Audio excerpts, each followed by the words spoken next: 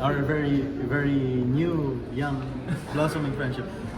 So basically, one of our new friends, or our then unknown person at the time, initiated it.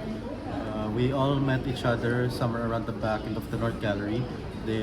She basically asked whether we were students. Yes, we indeed were. All of us, and then we grew in number.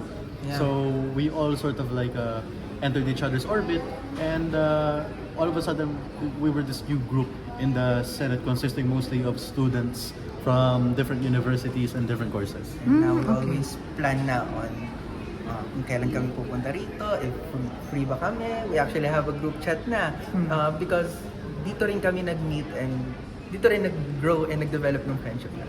We were 7 nung last time, Yeah. then ngayon, 3 na lang. Three lang muna. Na nagkaroon ng panibagong +1.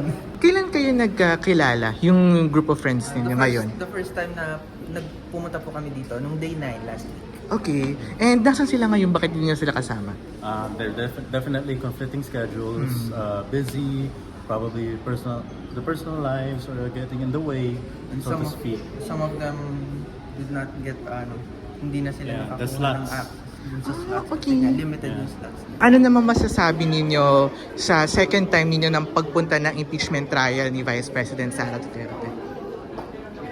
So as expected coming from a political science student, it definitely involves a lot of knowledge in law, as well as the fact that there are definitely questions raised that were absolutely necessary, especially now, given that the witnesses are coming from relating to finances, especially.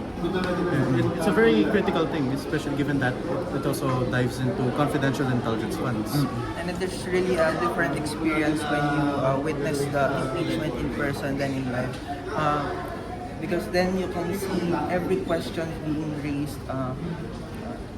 kung paano nyo siya i-process as us, kahit sa aming mga students lang, mas madali nyo siya iintindihan at madali nyo siyang pagkakahuga. And why is it important na kailangan yung manood ng trial personally sa Senate, yung makita niyo yung process? Because hindi ka agad makakapag-decide if you can really acquit or to, what do you call that?